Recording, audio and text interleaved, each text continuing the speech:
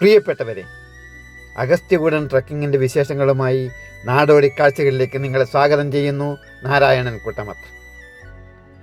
2-ാം ദിവസം രാവിലെ 8 മണിക്ക് ഞങ്ങൾ ബേസ് ക്യാമ്പിൽ നിന്നും അഗസ്ത്യകൂടത്തിലേക്ക് പുറപ്പെട്ടു.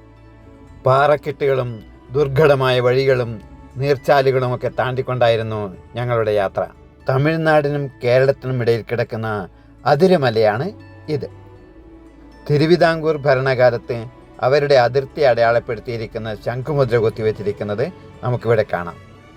വെള്ളിനൂൽ പോലെ കിടക്കുന്ന നീർച്ചാലുകളും പച്ചപുതച്ച മലനിരകളും പഞ്ഞിക്കെട്ട് പോലെ വായുവിൽ ഒഴുകി നടക്കുന്ന കോടമഞ്ഞുകളും കണ്ട് ഞങ്ങൾ സാവധാനത്തിൽ കയറിക്കൊണ്ടിരുന്നു. മുമ്പ് ആൾക്കാർ പൊങ്കാലയിടാറുണ്ടായിരുന്ന ഈ സ്ഥലം പൊങ്കാലപ്പാറ എന്നറിയപ്പെടുന്നു. അഗസ്ത്യകൂടത്തിൻ്റെ സമീപത്തു നിന്നുള്ള ദൃശ്യമാണ് ഇപ്പോൾ നാം കാണുന്നത്. വടത്തിൽ പിടിച്ചുകൊണ്ടാണ് കുത്തനെയുള്ള ചില കയറ്റങ്ങൾ നാം കയറുന്നത്. ചുറുചുറുക്കുള്ള ഏതാനും ചില ചെറുപ്പക്കാർ വടത്തെ ആശ്രയിക്കാതെ കയറുന്നതും കണ്ടു. അങ്ങനെ അവസാനം ഞങ്ങൾ അഗസ്ത്യകൂടത്തിൻ്റെ മുകളിലെത്തി. അഗസ്ത്യ മഹർഷിയുടെ പ്രതിമ നമുക്കവിടെ കാണാം. അഗസ്ത്യകൂടത്തിന് മുകളിലെത്തിയപ്പോൾ ഞങ്ങൾക്കുണ്ടായ സന്തോഷം പറഞ്ഞറിയിക്കാൻ വയ്യ. അഗസ്ത്യകൂടത്തിന് മുകളിൽ എല്ലാവരും അല്പസമയം വിശ്രമിച്ചു.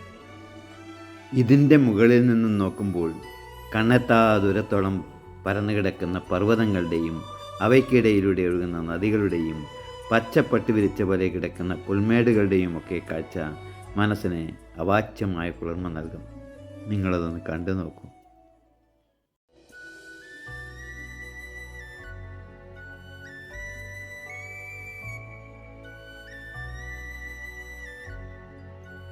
അഞ്ച് ശിഖരങ്ങളുള്ള ഈ മലയാണ് പാണ്ഡവൻപാറ. ഉച്ചയ്ക്ക് 12 മണി വരെ മാത്രമേ അവിടെ നിൽക്കാൻ നമുക്ക് അനുവാദമുള്ളൂ. അതുകൊണ്ട് 12 മണിക്ക് ഞങ്ങൾ തിരിച്ചിറങ്ങാൻ തുടങ്ങി. കയറ്റം പോലെ തന്നെ ദുഷ്കരമാണ് ഇറക്കവും. അങ്ങനെ 6 കിലോമീറ്റർ കയറ്റവും 6 കിലോമീറ്റർ ഇറക്കവും കഴിഞ്ഞ് ഉച്ചയ്ക്ക് ശേഷം 2:30 മണിക്ക് ഞങ്ങൾ ബേസ് ക്യാമ്പിൽ തിരിച്ചെത്തി. അന്നവിടെ താമസിച്ചു.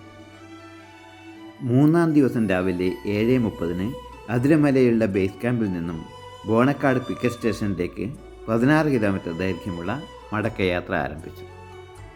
ഉച്ചയ്ക്ക് 1:30 മണിക്ക് ഞങ്ങൾ ബോണക്കാട് പിക്കറ്റ് സ്റ്റേഷനിൽ തിരിച്ചെത്തി.